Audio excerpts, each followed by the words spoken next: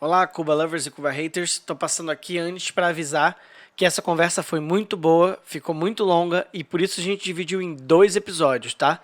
Então essa é a primeira parte e aí na semana que vem a segunda parte. Beleza? Agora aproveitem um pouquinho do nosso convidado de hoje.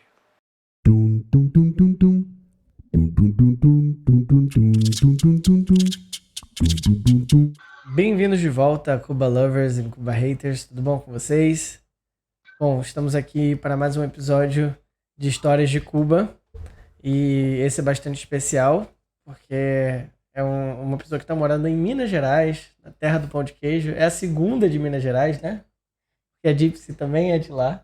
E terra do pão de queijo, do cafezinho, da cachaça.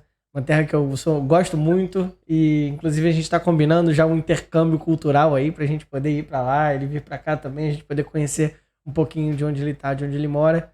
É assim que a pandemia passar e a gente puder fazer esse translado de pessoas, né?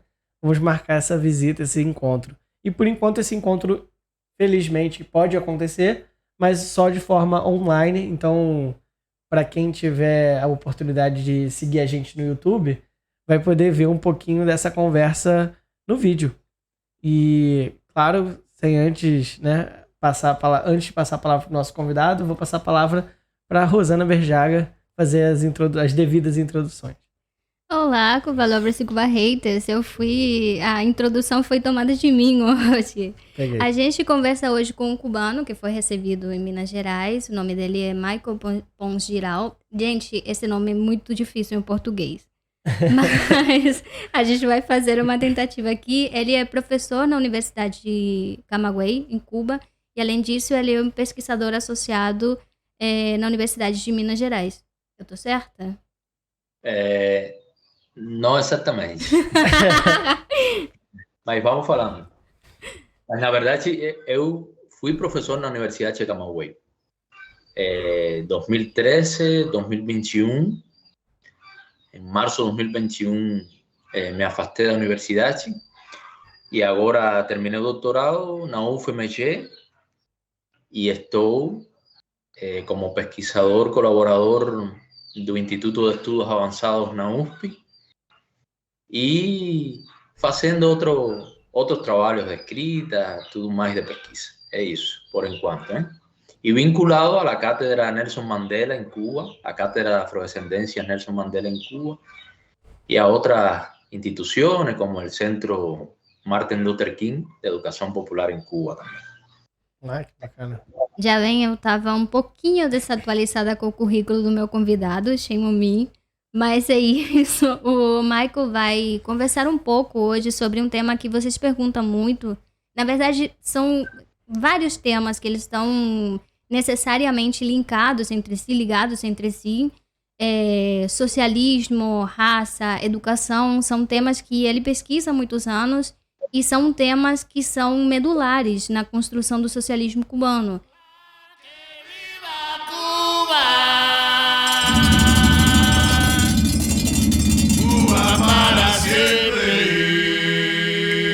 Então, esse vai ser o nosso tema de hoje e para isso eu não vou alongar muito mais essa apresentação.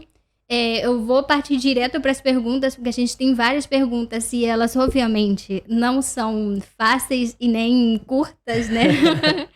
Como sempre.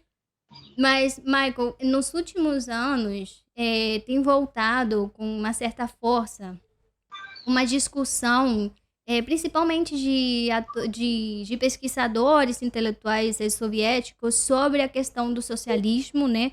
Uma revisitação ao socialismo, mas também uma nova visão sobre o chamado de socialismo real. É uma discussão, obviamente, muito controversa, mas também muito interessante nesses tempos em que a gente está vivendo neoconservadorismos, novas ascensões autoritárias e tal. E eu queria entender um pouco e queria conversar, trazer para os nossos ouvintes qual é a conexão de Cuba com esse contexto de repensar o socialismo e em que ponto dessa evolução sistêmica Cuba se encontra nesse momento. Bom, uma questão difícil, hein? Difícil de falar. Eu acho que ninguém tem a verdade sobre essa questão. E ninguém tem todas as razões nem todos os fundamentos. Mesmo porque é um processo ainda em caminho. Como todo processo em caminho, como toda construção humana, aliás, humana, porque hay veces que los procesos que se construyen desde una perspectiva progresista, socialista, democrática, eles son cobrados ainda más que los procesos que se construyen en contra de cualquier democracia, en contra de cualquier perspectiva de transformación. Y es lógico, ¿eh?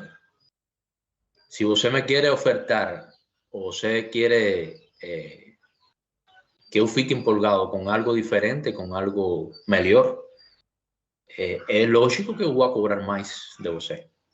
Mas se você me oferece a mesma coisa que me oferece a maioria do sistema mundial, que é o capitalismo, e não é o mesmo capitalismo, sabemos que não é o mesmo capitalismo, o capitalismo europeu, não é o mesmo capitalismo el que está lidiando com a pandemia lá na Europa ou en Estados Unidos, que, por ejemplo, en Estados Unidos dieron una cobertura de $1,000, $2,000 mensuales para las personas desempleadas o para las personas simplemente por asistencia social. Y no es que un gobierno de Trump es un gobierno democrático, es un gobierno fascista, ¿eh? Fascista. Mas, ¿por qué el gobierno de Estados Unidos puede dar $1,000 o $2,000 mensuales para las personas como asistencia social en medio de la pandemia? Es por la acumulación de capital y por la acumulación de riquezas que han feito durante más de 200 años, colocado en las costas de nós. Es igual en Europa, ¿eh? Entonces, no estamos hablando del mismo capitalismo. No estamos hablando del capitalismo de bienestar sueco, del capitalismo de bienestar finlandés, que, aliás, ainda tem muchos problemas. No estamos falando do capitalismo alemão, que agora tem muita bagunça para elegir um novo governo, né? Estão passando por um problema lá, realmente. Normalmente, para nós, o governo de Angela Merkel, um governo para a mídia nossa, o governo de Angela Merkel é um governo de sucesso totalmente. E, sin embargo, seu partido agora não é o partido que ganha as eleições. E por quê? Porque, inclusive, para ele, está difícil demonstrar que a lógica de construção do sistema capitalista é uma lógica certa. Mas para nós tem outro capitalismo. Y la pandemia en Brasil, la pandemia en otros países de América Latina, la pandemia en África, la pandemia en India, la India, ¿a quién afecta?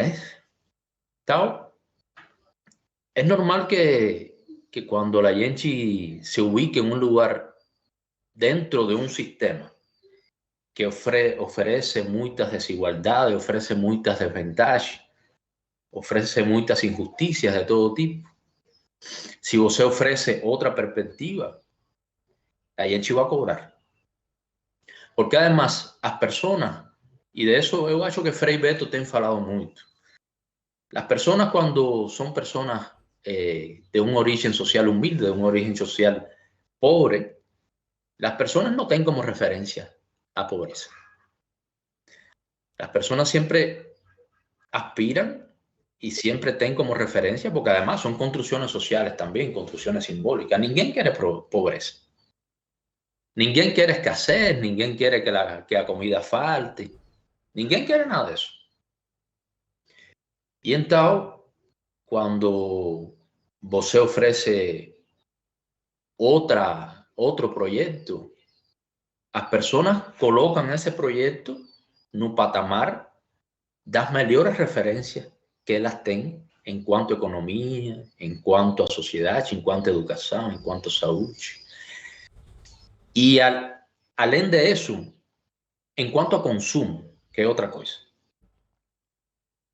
Tá, porque a gente después precisamente de la construcción de un sistema socialista mundial como alternativa, después de 1916 y con la Revolución de Octubre, y luego después de la Segunda Guerra Mundial con los otros países que conformaron el bloque del socialismo oriental, fue que el capitalismo pensó en aprofundar sus políticas sociales.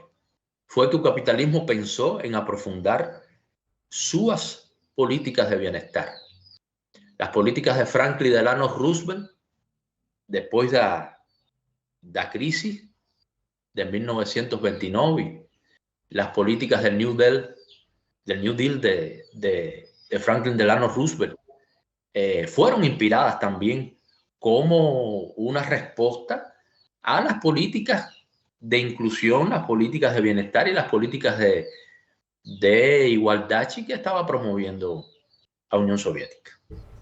No fue a toa que Franklin Delano Roosevelt pensó en el New Deal, no solo como una política de afianzamiento de su gobierno y del poder del capitalismo hacia lo interno del capitalismo norteamericano, sino también como una respuesta internacional a que ellos también podían hacer desde el capitalismo, desde el centro del capitalismo, lo que la Unión Soviética estaba haciendo. Entonces, es lógico que las personas coloquen los proyectos de igualdad, los proyectos de construcción alternativa, en una lógica de comparación el tiempo todo con lo mejor del capitalismo. Entonces, generalmente la gente no aspira a un socialismo, y yo acho que es una falencia que tenemos en la educación política, en la educación social. La gente no está aspirando a una sociedad alternativa que ofrezca otras cosas. Hay mucha gente que está pensando en una sociedad alternativa que tire lo peor del capitalismo, que dé lo que el capitalismo periférico no ha todavía logrado. Falo de educación mínima básica, falo de salud mínima básica, falo de políticas de asistencia social mínimas, porque ya sabemos que en Europa esas políticas en varios países han ya mejorado mucho, ainda que la pandemia demostró que ellas son muy enfraquecidas, porque no tienen explicación que Italia, España hayan tenido una respuesta tan fraca ante la pandemia, ¿no? Más, la gente está pensando también en sociedades de consumo, en sociedades no solo de bienestar, sociedades de consumo.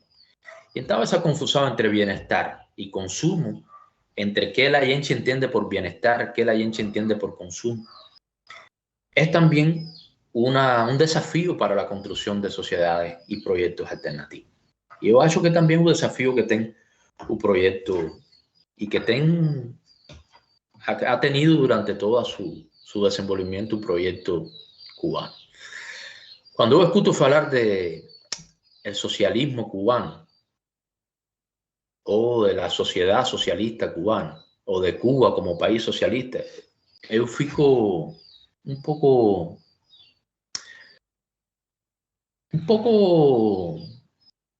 digamos que con incertezas, no incertezas para mí, incertezas de que, bueno, gente, Cuba es socialista. Para mí Cuba no es socialista. Para mí Cuba está construyendo durante mucho tiempo y continúa construyendo un proyecto socialista. Paremos ya de falar lo mismo que paremos ya de continuar con aquella fala, con aquel discurso de un socialismo real. El socialismo real en la Unión Soviética llegaron a producir manuales de filosofía, aquellos manuales del DIMAT, donde se consideraba ya la Unión Soviética superado la etapa socialista y en fase al comunismo. Y sin embargo, en los años 80, finales de los 80, principios de los 90, Allende se deparó con la caída del muro de Berlín.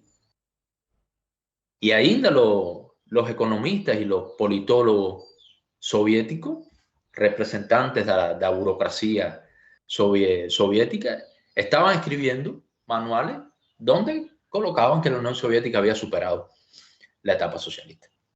Entonces, cuando yo escucho hablar de que Cuba es socialista y de que Cuba es un país que ya está en el socialismo, yo fico así como, ¿será que vamos a continuar reproduciendo esas lógicas discursivas que tienen más que ver con un posicionamiento de querer mostrar al mundo de otras cosas que la gente no precisa mostrar, pretextos para que la gente acredite en los proyectos, y entonces la gente al mismo tiempo fica confusa? Yo acho que eso es también una discusión en la que debemos aprofundar. Cuba está en un proceso donde se han logrado muchas cosas, un proceso que yo, joven de 42 años, me disculpan si no estoy cierto, mas estoy guay. Yo tengo 42 años. Tranquilo. Então, ainda que minha geração, eu particularmente fique com muita crítica, fique com muita dúvida, fique com muita vontade, às vezes, de querer deixar falar de muitas coisas. A gente sabe que o processo de construção do socialismo cubano tem passado por muitas coisas difíceis. Y han sido colocados unos desafíos, unos obstáculos que ninguém poderia, não vou falar ninguém para não ser absoluto, mas poucos países, poucos estados, poucos gobiernos poderiam haber superado durante tanto tiempo.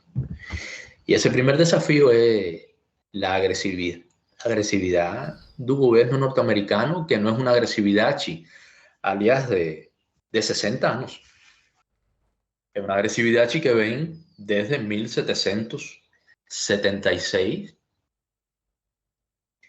en que ainda no estaba construida la democracia americana, ainda no estaba declarada la república estadounidense, y ya Benjamin Franklin, por ejemplo, un pensador importante, inspirador de la primera constitución americana, en 1776 ya estaba escribiendo de que Cuba debería ser en un futuro parte de esa confederación que ellos estaban soñando construir.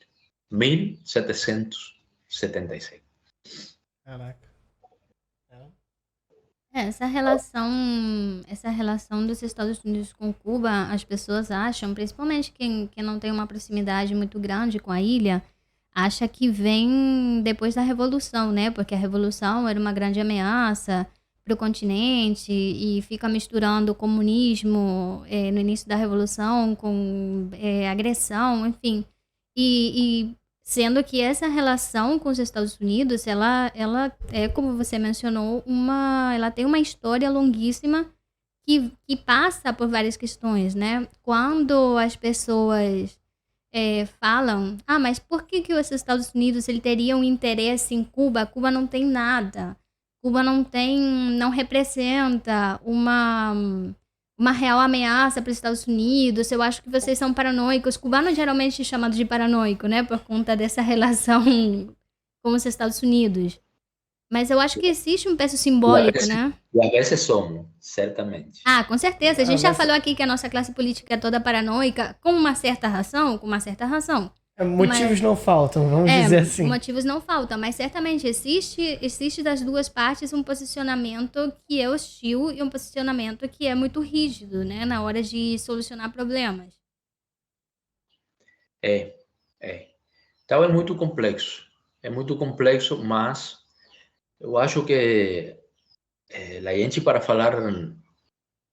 Primeiro, eu vejo que às vezes para falar de política, da política em Cuba e das questões da construção política do projeto em Cuba, a gente se concentra muito em isso, se concentra muito em a história do 59 para cá.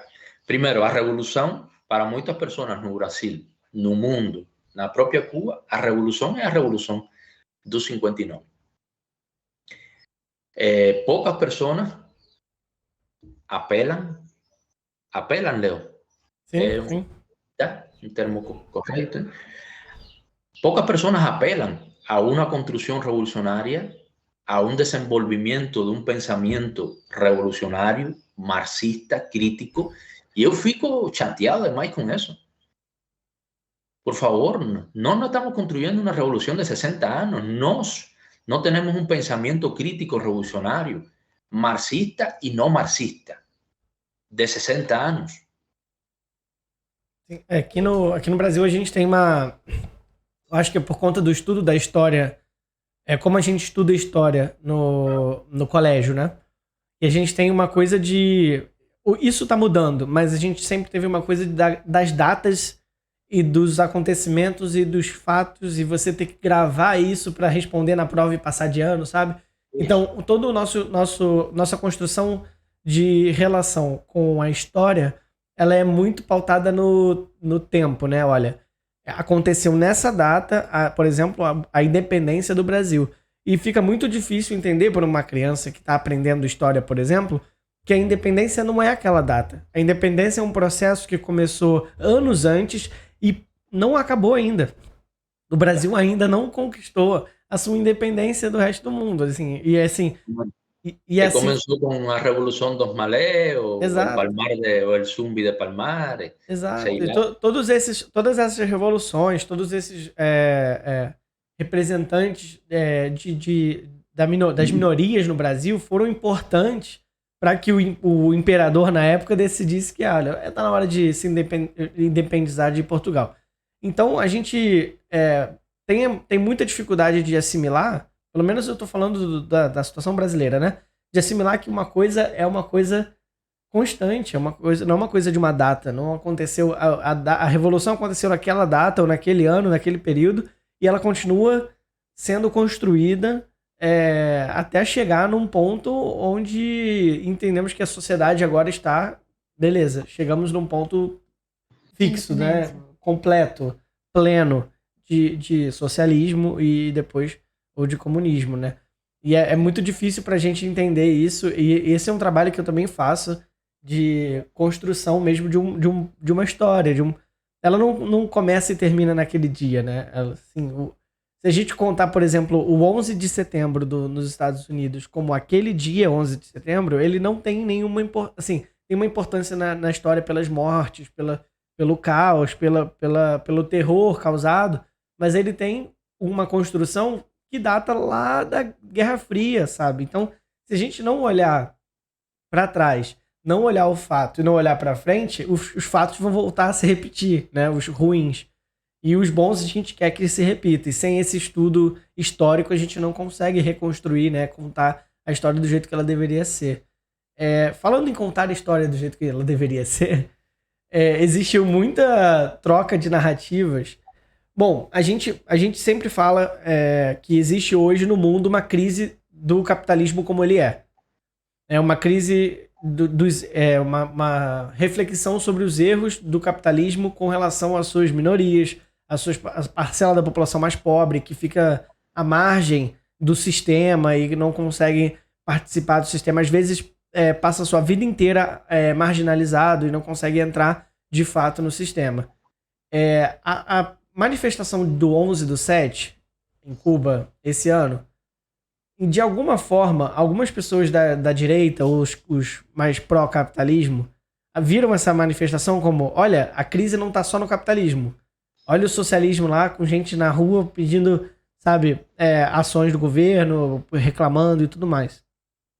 Como você viu esse dia, essa manifestação? Como você vê essas manifestações? Tem mais uma marcada, não tem? Eles pediram autorização para fazer.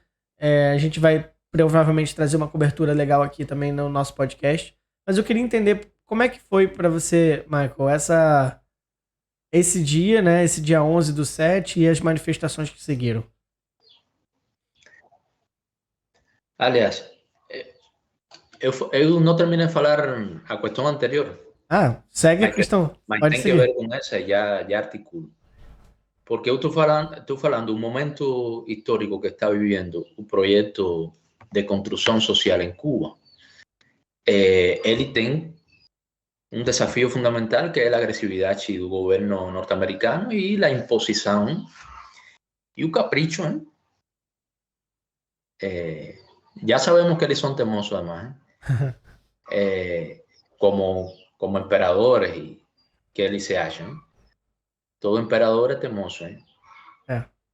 Então, temoso e perigoso, hein? O Nerão prendeu fogo lá a Roma e tudo mais. Então, esse é o primeiro desafio. Você está a 90 milhas, 180 quilômetros do país mais poderoso do mundo, que não entende que você, de que o povo, a maioria do povo, quer construir um projeto diferente. Mas você tampoco está tranquilo, ¿eh? Você está enrolado con las revoluciones en África, anticoloniales, con las revoluciones anticoloniales en América Latina, en Asia. Você está comprometido. Cuando você está comprometido, você está na brújula dos poderosos, ¿eh? Si você fica tranquilo, si você fica acomodado ao sistema, si você faz lo que fala todo el mundo, si você tenta ser un intelectual asimilado, o tenta ser una persona que asimila con facilidad, si você seguramente va a vivir más tranquilo que los demás. Mas esa no fue la elección y esa no fue la idea de la construcción de un proyecto social revolucionario como el cubano. Pero además no fue la intención en la historia. Por ejemplo, en la lucha contra los españoles, nos brindamos ayuda a otros procesos como el de Puerto Rico. Ten personas que fueron durante la Guerra Civil Española a combatirla en España, murieron de facto. Un poeta comunista, intelectual, brillante como Pablo de la Torriente Brown, llegó a ser político de un batallón en España y murió en la toma de Madrid, en la resistencia de Madrid, en Majadahonda. Hubo cubanos en la guerra soviética y no fue el Partido Comunista que los mandó.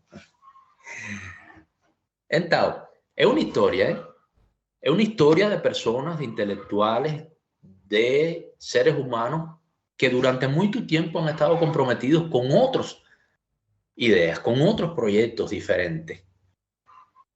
Y que la Revolución del 59 hereda. Y dentro de esa perspectiva, la perspectiva antiimperialista, la perspectiva antianexionista, es una perspectiva fuerte. Desde el século XIX.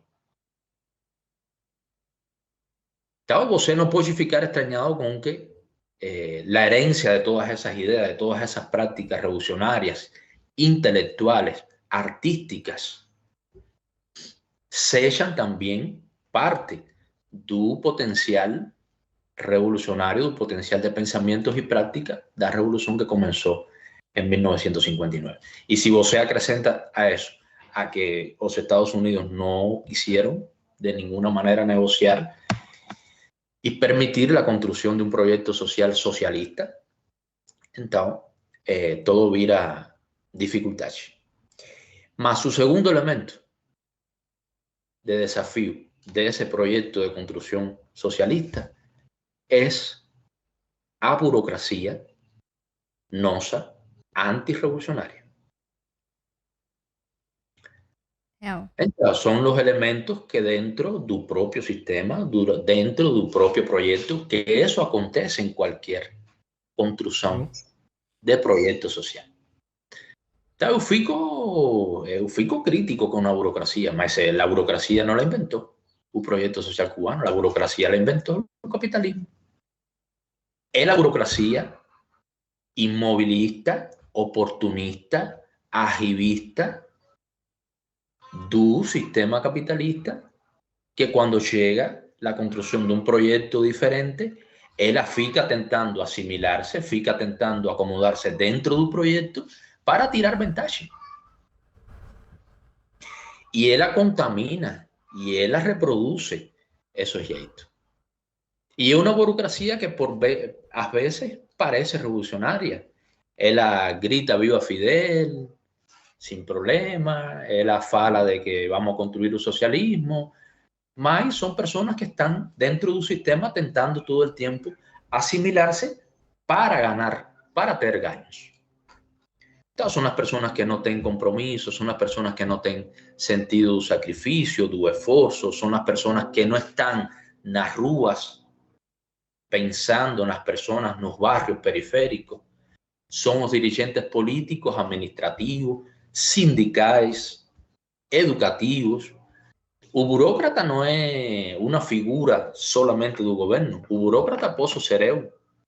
Eu posso estar falando aqui com vocês se eu ser um grande burócrata e vocês ainda não haver me identificado. Aliás, eu posso haver tido um desenvolvimento, uma trajetória de burócrata. Mas agora, convertir-me em um cara crítico, em um cara que sabe tudo da Revolução Cubana e venir aqui falar com você com total autoridade. Então, o burócrata não é o governo. E isso ha sido uma crítica constante dentro do próprio projeto, por Fidel, por Raúl. Esse termo que ha utilizado ultimamente, inclusive nas mídias, nas redes sociais, se utiliza agora muito, en contra del propio gobierno cubano, que es el bloqueo interno.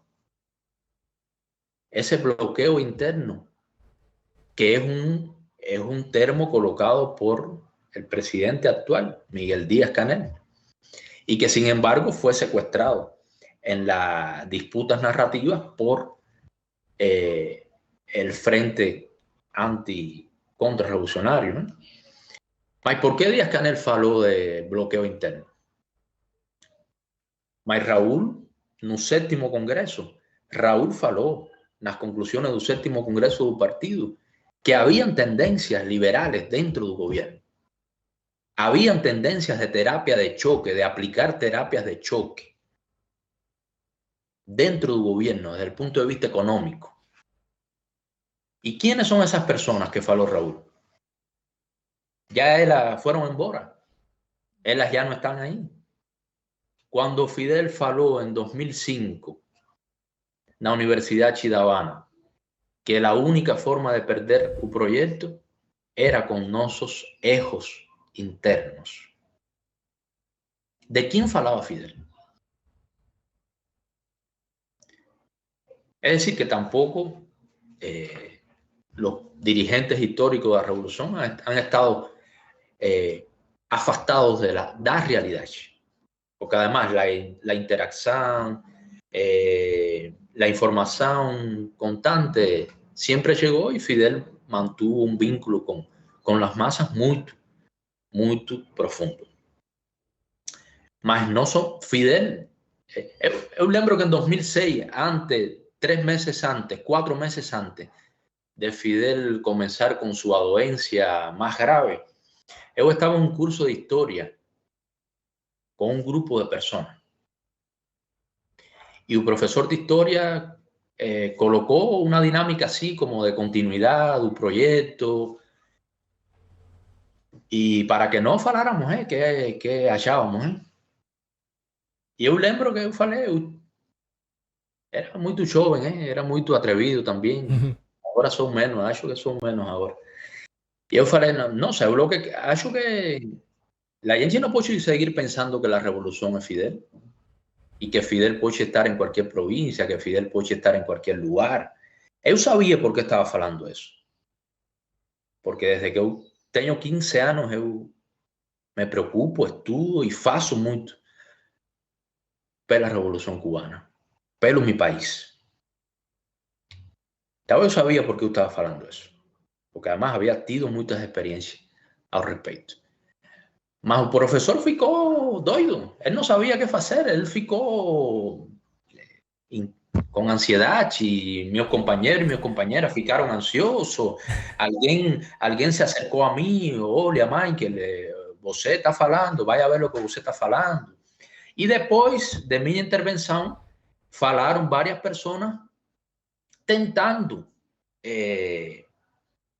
colocar pano sobre lo que eu havia falado, tentando não desacreditar, mas passar a mão pelo aquilo que eu havia falado, porque eu não sabia, muito jovem, Muito jovem, inconsequente. Muito jovem, Então, eu havia falado que Fidel em algum momento ia desaparecer, biologicamente. E o próprio Fidel já tinha falado sobre isso, né? Que a Havia falado revolução sobre isso. não podia estar sustentada numa figura. Minha referência fundamental, Rosana, era precisamente o discurso dele no 2005 e 2006. Eu falo isto. Então, é muito difícil porque nós mesmos, revolucionários, intelectuales de izquierda, bla, bla, bla, às vezes fica muito difícil para nós reconhecer nossas próprias limitações. Sim. Então, es una cuestión que un intelectual de derecha leva en ventaja con respecto a nosotros. Eles son muy flexibles. Aliás, o intelectual peruano, Vargas Llosa, aliás, cuán flexible él ha sido. Él casi era comunista y viró extrema derecha. Olha qué flexibilidad. Verdade. Então, não é que nós temos que ter tanta flexibilidade, né? Porque se você fica sendo tão flexível, vira qualquer coisa, né? Com o maior respeito para o Prêmio Nobel de Literatura Vargas Llosa, né? Mas a flexibilidade tem que ver também com um pensamento crítico. Tem que ver também com a possibilidade de você repensar as coisas, de você replantearse as coisas, de você aprofundar en las alertas que hacen las personas que construyen los procesos y que tienen un papel importante dentro de los procesos. Si você lee a Che en los años 60, si você lee las discusiones del Che en los años 60 cuando era ministro de Industria, si você aprofunda en las políticas económicas que pensaba Che en los años 60, você se da cuenta de que hay muchas cosas que no pudimos hacer mejor. Y se da cuenta que también por limitaciones de pensamiento, por perspectivas de extremo, por perspectivas dogmáticas, esquemáticas, no pudimos avanzar mejor en otras perspectivas económicas, en otras perspectivas de pensamiento crítico. Entonces, por eso falo, el problema de hoy, 11 de julio, es también resultado de las carencias, es resultado do bloqueo, porque ningún país tiene derecho a bloquear a otro de esa forma, de ese jeito salvaje. Ningún país tiene derecho a impedir el comercio, impedir el financiamiento, impedir la adquisición de productos. Ningún país tiene derecho a hacer eso. Es un estado de guerra. É verdade. Se você me coloca em minha casa, você me coloca aqui em minha casa, e você fecha todos os portões, e você vai no mercado, você vai no posto de saúde, você vai no banco, você vai em todas as instituições que têm que ver com o meu desenvolvimento pessoal, social, e você começa a desacreditar-me, você começa a colocar restrições, você começa a falar de que ninguém pode dar crédito para mim, meu cartão de crédito não vai passar no EPA. Então, eu não posso pegar crédito aí quando vai a comprar no EPA, não posso parcelar até 3 vezes quando compre R$200. Se você faz todo isso para mim e para minha família, em algum momento minha família vai virar-se para mim E ainda isso, quando minha família, meu filho, minha mulher, minha mãe saia na rua, você vai falar para ele, não, a culpa de vocês, o culpado de que vocês fiquem assim é seu marido, é seu pai. Porque ele é muito teimoso, ele não quer pensar diferente, ele não quer ser igual que eu, ele não quer fazer as coisas do jeito que eu faço. Então, em algum momento, quando minha família veja que o mundo em derredor de elas começa a desenvolver-se, começa a ter minimamente preocupações como comer, como conseguir un frango, sei lá, conseguir un medicamento que cualquier persona adquiere en el mundo. Y eles não, porque cuando eles van na droguería Araújo también colocan limitaciones para eles comprar, adquirir medicamentos. Entonces va a llegar un momento que minha família vai pensar que certamente eu todo o que faço são erros. E que eu não presto para nada. E que ainda que eu me esforce, ainda que eu trabalhe, ainda que em algum momento da vida eu ofereci o melhor de meu trabalho, de meu esforço para brindar benefícios, bienestar para minha família, e aliás, minha família logrou bienestar. Em 20 anos de meu trabalho lograram muito bienestar, mas depois as coisas viraram muito difíceis, porque ya no tengo quien me ayude, ya ninguém quiere ser amigo mío, ya ninguém quiere ser amigo, y si son amigos escondidos, son amigos ocultos, porque si alguien se entera de que son amigos, va la milicia lá y dispara para ellos. Entonces mi familia me va a ir abandonando, porque además mi familia tiene un celular, y mi familia comienza a ingresar en redes sociales donde todo el mundo fala la misma cosa que falan na rua, de que tu pai no presta, de que tu familia no presta. Ya no es tu pai, ya no es tu mamá, ahora es tu mamá, ahora es tu avô, ahora es tu familia. Entonces ya no es la familia, no es tu pai, es la familia, es a casa. Tu casa no presta, tu territorio no presta, tu local no presta, tu identidad no presta, tu cubano no sirve para nada. Tu país no presta. Y todo no presta porque tem un gobierno que no presta, porque tem un proyecto social que no presta. Y cuando você va colocando un día todo esas construcciones con las dinámicas cotidianas de escasez que ninguém ha contado para mí. Aliás, eu tomé agua con azúcar de café de amanhã no ano 92, quando cayó o muro de Berlim, para ir ao ensino médio. Eu tomava água com açúcar, não tinha pão, não tinha mais nada. Voltava, almoçava água com açúcar e voltava para a minha escola. Assim terminei o ensino fundamental e assim comecei o ensino médio. Mas eu não fui o único. E foi um momento difícil. Foi um momento muito difícil e que ainda o governo americano acrescentou as medidas. Agora, pandemia, e acrescentam as medidas. Nossa, é demais. É demais.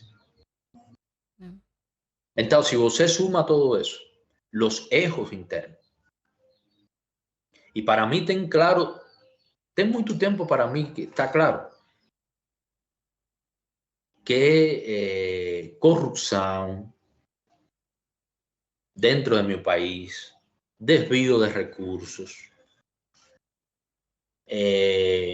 tem que ser juzgados com maior severidade. Tem que ser perseguidos com maior severidade. Tem que ser mostrados publicamente com maior severidade. Nós somos muito fracos com essas coisas ainda. Não pode ser que a gente tenha um povo resistindo, um governo, a maior parte de um governo, que para mim é honesto. Tem muita gente honesta dentro de nossas instituições, dentro de nosso governo, dentro de los dirigentes políticos, sindicales, de muita gente honesta. Quizás cometen erros, fazem as coisas, quizás não do melhor jeito, mas são pessoas honestas, são pessoas humildes, são pessoas que não se enriquecem, que não têm melhor vida por seu trabalho. Mas tem outras que sim. Então, não dá para você ter povo, ter muita gente, muitos dirigentes, fazendo a coisa certa, fazendo seu melhor esforço, sem ter vantagem, sem tirar vantagem nenhuma. E então ter uns caras que eles estragam tudo. E ainda depois que estragam tudo, você vai encontrar muitos deles que terminam morando em qualquer país do mundo e falando o pior da própria gestão na que eles participaram durante muito tempo, na que eles fizeram errado durante muito tempo e na que eles se privilegiaram e adquiriram benefícios para eles e para sua família, que aliás moram também lá com eles. É verdade. Com isso também a gente tem que ser ainda mais severo e mostrar publicamente. Então, eu acho que quando você tem esses cenários tão difíceis de carência e de mundo que le está falando a los jovens, a nossas pessoas, você poderia ter muitas coisas que não tem. Aqui no Brasil, essa escalada contra a corrupção, ela teve uma retórica, né, diferente. Porque ela foi para deslegitimar as empresas estatais, para tirar do governo um grupo político, para que outro grupo político pudesse praticar essas corrupções e vender as nossas empresas estatais. Então, eu entendo que você fala da tentativa, da importância de ser mais rígido com essas pessoas que cometem esse tipo de ataque ao patrimônio público, né? O que é público, porque a corrupção nas instituições governamentais, ela está atacando diretamente o que pode chegar para a população na ponta, né? E isso é muito duro, é muito severo e muito, como posso dizer, é triste a gente ver pessoas que assim estão tentando ali construir uma nação, né? Seguindo um caminho e ter esse tipo de ataque às instituições. Mas aqui no Brasil... Tem um efeito psicológico, simbólico, sim, ideológico muito grande nas pessoas. Exato. E aqui a gente personalizou isso também, tá? Atacamos as pessoas, atacamos, eu digo, as instituições judiciais, né? A personalizaram, mas também trouxeram enfraquecimento das instituições, enfraquecimento das empresas estatais, numa tentativa de vender o país.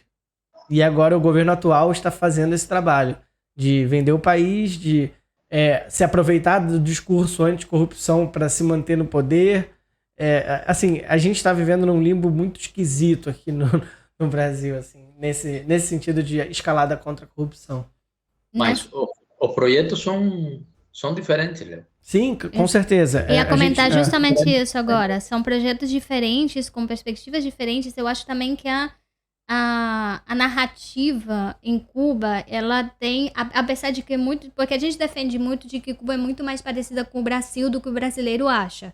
Mas nesse ponto específico, a via pela qual o Michael estava indo, é justamente que a gente tem uma gestão da comunicação interna que ela é muito ruim. Eu falei isso como comunicadora e como jornalista. A gente tem uma dificuldade muito grande enquanto imprensa, enquanto sistema comunicacional, uma dificuldade muito grande de falar as coisas como elas são. Em algum ponto, isso certamente tem a ver com essa relação de controle com o governo. Sim, tem a ver. Mas em um outro grande ponto tem a ver também com rotinas produtivas que não são eficientes, tem a ver com chefes que não têm uma perspectiva mais ampla do que e como abordar determinados assuntos, tem uma série de questões que vão além da mediação governamental, que é muito importante nessa forma deficiente em que a nossa comunicação interna ela funciona. A forma em que as pessoas percebem o país através dos nossos meios, através das comunicações oficiais, ela é muito distante da forma que as pessoas percebem o país no dia a dia. E eu acho que essa é uma falha histórica do nosso país, principalmente depois dali da metade da década de 70, que começou todo o processo de enrijecimento das instituições, e que a gente não tem conseguido superar. E assim, eu entendo, eu vejo em Dias-Canel uma tentativa por mudar determinados cenários. Eu vejo uma volta para os meios de comunicação, uma volta, eu falo uma volta desde a minha perspectiva. Nem sei se teve precedentes isso aí, porque nem toda a minha vida eu não lembro disso, né? De trazer as representações, as pessoas que representam os nossos ministérios, os nossos espaços de poder público para prestar contas para a população. Essa é uma carência muito grande que a gente tinha. A gente não sabia, de fato, quem estava na frente dos ministérios, na frente dos lugares importantes, né? E eu vejo, apesar de que ainda não é o lugar onde a gente poderia chegar, eu vejo uma tentativa de modificar esse cenário. Mas como você falou, é complexo. Eu vejo. Na verdade, sempre ha existido una política, usted sabe, de información, de prestación de cuentas, nos medios de comunicación, dos dirigentes, dos principales gestores de las instituciones. Más es una prestación de cuentas que, por enquanto, ha sido muy formal. Muito formal. Las personas van nos medios de comunicação. Nossa, eu falei para você, eu trabalhei um tempinho como periodista em uma emissora radial, e eu dirigi e era periodista também da revista informativa, que era a revista que tinha essa responsabilidade de organizar a prestação de contas. Mas era uma briga todo o tempo. Eso, porque esos gestores querían falar do jeito que para eles convenia falar.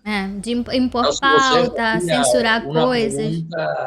Um pouco incômoda, um pouco que colocara ele, um pouco que fuera o canal, a ponte das queixas que chegavam à redação nossa, das pesquisas que nós encontrávamos na rua com as pessoas.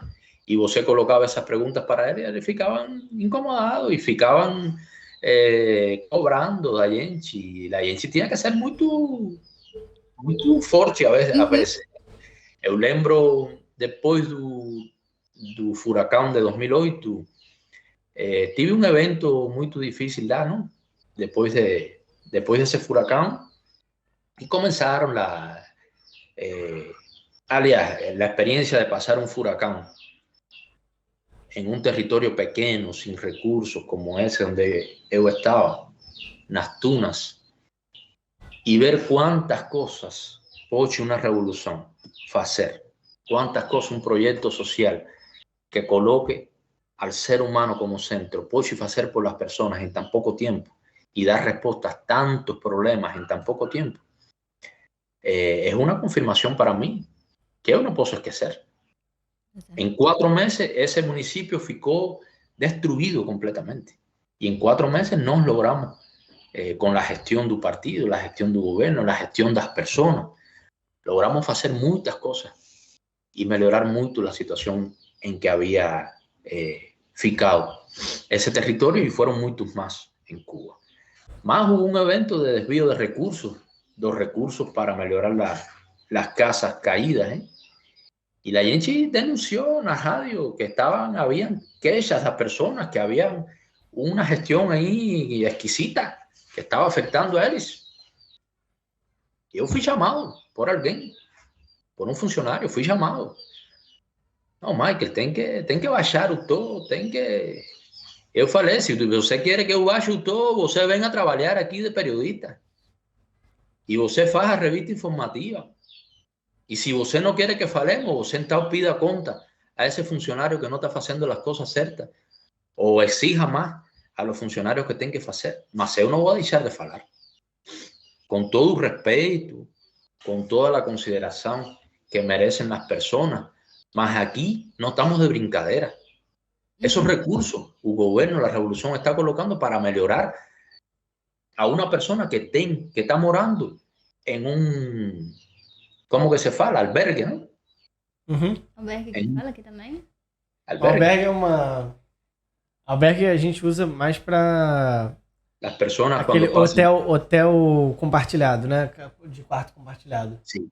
Ah, mas Com eu hostel. Un albergue de personas afectadas porque sus casas caíron. No estamos de brincadera. Una revolución de brincadera. Construir un proyecto social con pocos recursos, con agresividad, con tensiones, con escasez. No es brincadeira. Então, não é que eu posso deixar passar e podemos deixar passar e deixar passar e deixar passar. E depois de 5 anos, depois de 10 anos, então reconhecer, é verdade, tínhamos que fazer as coisas diferentes. Mas passaram 10 anos. E eu acho que esse é um dos pontos que ha provocado também a situação do 11 de julho. Tem muitos problemas acumulados, um cúmulo de problemas que não conhecemos, que não sabemos, que estão identificados pelas ciências sociais, estão identificados pelo governo, estão identificados por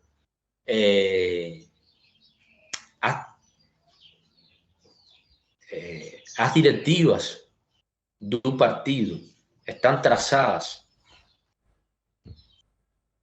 E, sin embargo, a gente vai deixando para lá. E passa, acontece algo, tá bom, vamos dando um jeito, um jeitinho. Nós somos de jeitinho também, aliás.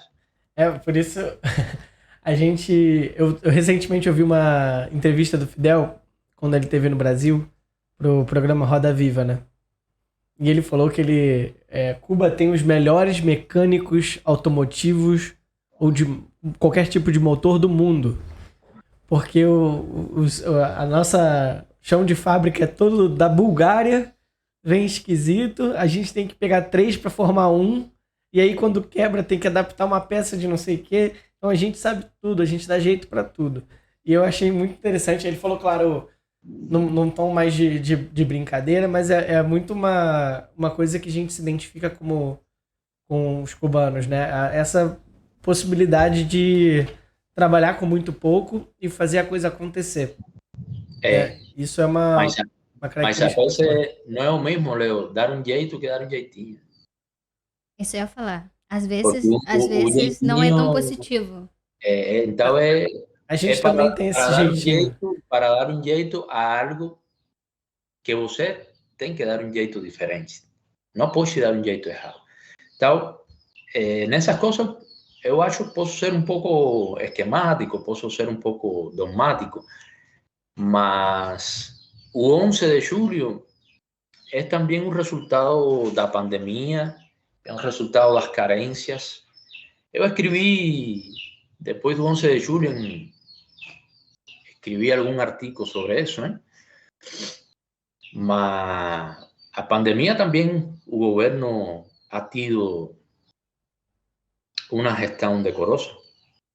Una gestión decorosa de la pandemia, más una gestión decorosa también en colocar determinados recursos en lugares estratégicos, en lugares donde las personas precisan, más también se han tomado decisiones que no son las mejores. En medio de la pandemia, comenzar un reordenamiento monetario, más un reordenamiento monetario que nos aprobamos desde 2011. Y cuando falo nos, no estoy falando nos por demagogia. Estoy falando nos porque esos documentos fueron consultados con nos masivamente y no pudimos falar de esos documentos. e não pudimos trocar os parágrafos desses documentos, igual que a Constituição. Então, como é que nós participamos dos processos democráticos em Cuba ampliamente? Mas, quando nós tomamos uma decisão democrática, essa decisão democrática implementada em determinados documentos, em determinadas diretivas, em determinadas normativas, eles não são cumpridas. Eles não são cumpridas do jeito que merecem ser cumpridas por determinados funcionários ou por determinados esquemas burocráticos que não funcionam do melhor jeito. Então, o exercício democrático, transformador, crítico, de você poder someter masivamente los procesos de discusión de determinadas normativas que son estratégicas para el desenvolvimiento del país, son estragados por un grupo de personas que ellos no son capaces, no tengan competencia o no quieren hacer las cosas do jeito que tienen que hacer para cumplir con lo que nos, a mayoría del pueblo, discutimos y acordamos. Entonces, eu quero ser muito riguroso com isso. Eu tenho sido muito riguroso e por isso he ganado muitas brigas também. E há brigas que são porque você não tem razão, porque você não é perfeito, claramente. Mas tem brigas que eu fico muito orgulhoso delas e vou seguir brigando por essas coisas.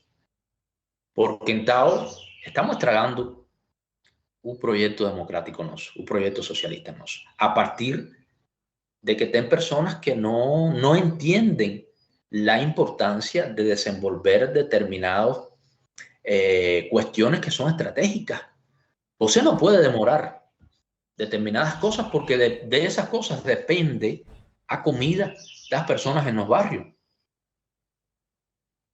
De su ejercicio, de su funcionalidad, de su gestión, depende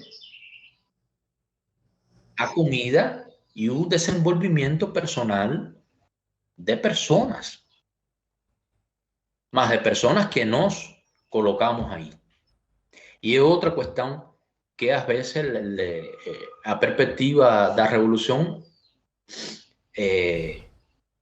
ha ficado confusa para algunos. La revolución no está dando nada de presente para nosotros. Nos ganamos a revolución. Nos construimos a revolución. Nos hemos esforzado durante muchos años pela revolución, por hacer una revolución, por hacer un proyecto social. Entonces, no es presente de funcionarios do governo para nós. É o dever de você, como funcionário, fazer o que tem que fazer. É meu dever de professor fazer na aula, na sala de aula, o que eu tenho que fazer.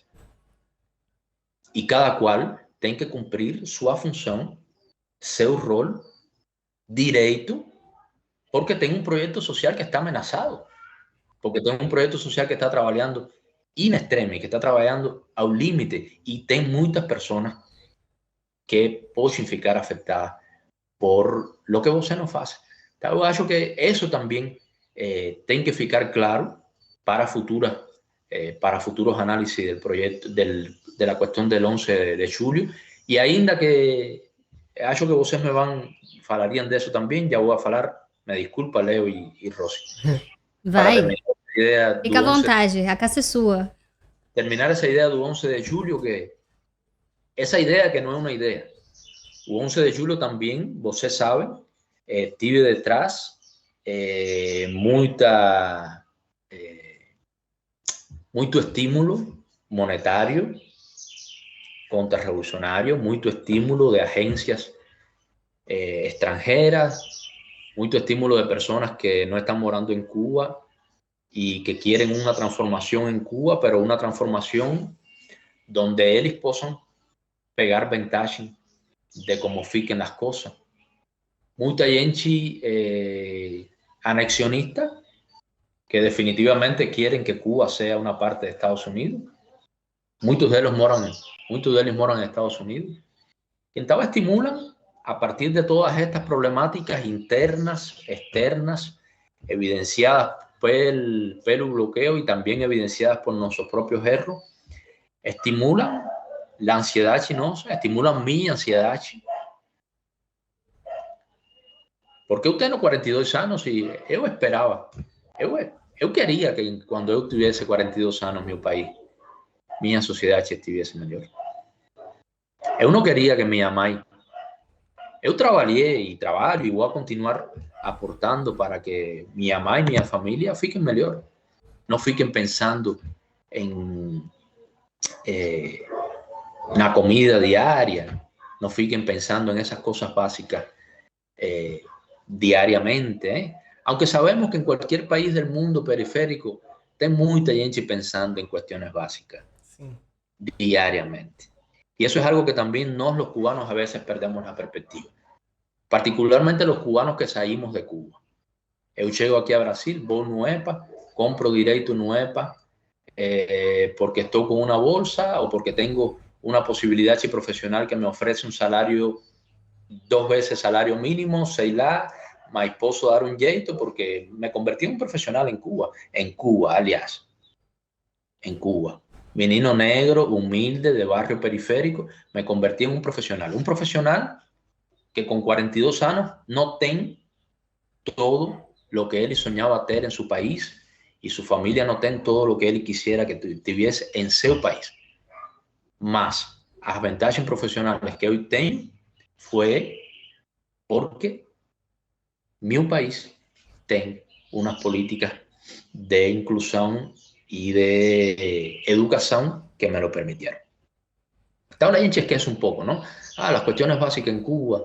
Me pasé 8 meses pensando que cómo la cosa, que el frango, que si las lojas que no tienen todo lo que tienen que tener. Aliás, qué bueno si yo tuviese ahora mismo un EPA y fuera y comprase un EPA, lo que yo quiero más. Yo preciso dinero en Brasil para comprar un EPA. Y hay gente ahí en la salida del EPA que están pidiendo a usted dinero porque no tienen para comprar un EPA. Hay gente pidiendo ahí un hambúrguer o que compre una pizza, sei lá. Hay gente por lá en un centro de BH morrendo nas ruas. Essa é uma tecla que a gente toca bastante e falamos sobre isso no último capítulo, que foi sobre migração. Justamente esse privilégio que tem uma certa parte da migração cubana. Obviamente, não é todo mundo que migra nas mesmas condições, né, com as mesmas motivações. Mas existe, sim, uma parte da migração cubana que é muito privilegiada e é muito fácil você perder a perspectiva quando você chega num outro lugar com certos privilégios, né? Então, quando a gente fala de pensar em necessidades básicas, a gente pode... Não precisa ir muito longe. No Brasil, boa parte da população ainda não tem saneamento básico. O básico do básico do básico. Você ter água na torneira, você ter condições de você ter saneamento básico. E não é lá no fim do mundo. É aqui no meio da cidade, na favela, que as pessoas não conseguem lidar direito com a pandemia, porque além do descaso governamental, você não tem água na torneira. Então, essa questão das periferias, de se pensarem e de pensar no básico, vai muito além de se o lugar é Cuba porque é comunista e o governo não faz o que devia, né? Inclusive, eu já vou fazer um gancho com uma coisa que você tinha falado, que é sobre a questão de juntar governo com sistema. Quando a gente fala do capitalismo, é muito fácil para as pessoas que já estão acostumadas a separar o que é governo do que é sistema. Não é o sistema que está errado, é o governo que não fez uma boa gestão. Quando se fala em países que têm sistemas socialistas ou sistemas diferentes, é muito mais fácil você falar, não, é o sistema que não funciona, independentemente do governo. Essa é uma questão que a gente tem tentado trazer também, né? De você perceber como a narrativa a qual você é exposto diariamente, ela te leva a entender que o capitalismo está certo e o que está errado é tudo que estiver fora dele. Como se fosse obra de pessoas. E a crise do capitalismo não é uma crise do capitalismo, é uma crise do governo que está fazendo as coisas erradas. É a personificação. Se estivesse fazendo certo, ia dar super certo. É a personificação. Enquanto os sistemas diferentes, eles não têm o direito do erro humano. É como se eles não fossem feitos por pessoas, né? Eles são feitos de uma forma que é fadada ao fracasso necessariamente.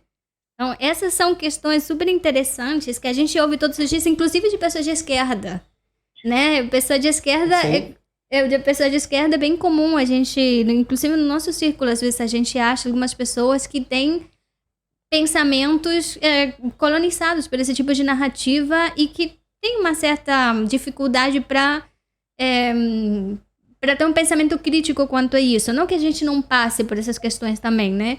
Como você falava da questão da burocracia, eu também já fui uma burocrata. Todo mundo, eu acho que burocrata em português. Acho que todo mundo esteve naquele lugar em algum momento, né? Mas certamente, como país, eu acho que a questão esses dias também a gente conversava sobre a questão da excepcionalidade, né? Como os Estados Unidos se constrói a partir da excepcionalidade americana. Eu acho que Cuba, de alguma forma, ela também tem se construído a partir de uma certa excepcionalidade. A diferença é que a nossa excepcionalidade é como se ela fosse obrigada a ser perfeita. Ela não tem o direito, nem nós mesmos entendemos e aceitamos que nós temos o direito de errar, mas a gente precisa corrigir, a gente precisa voltar, a gente precisa ter um olhar crítico, sem que esse olhar crítico ele seja penalizado, né? A gente precisa se repensar de uma forma onde a punição, vou chamar de alguma forma, não seja você não está a favor, então você precisa ser excluído, o que acontece com uma certa frequência, infelizmente.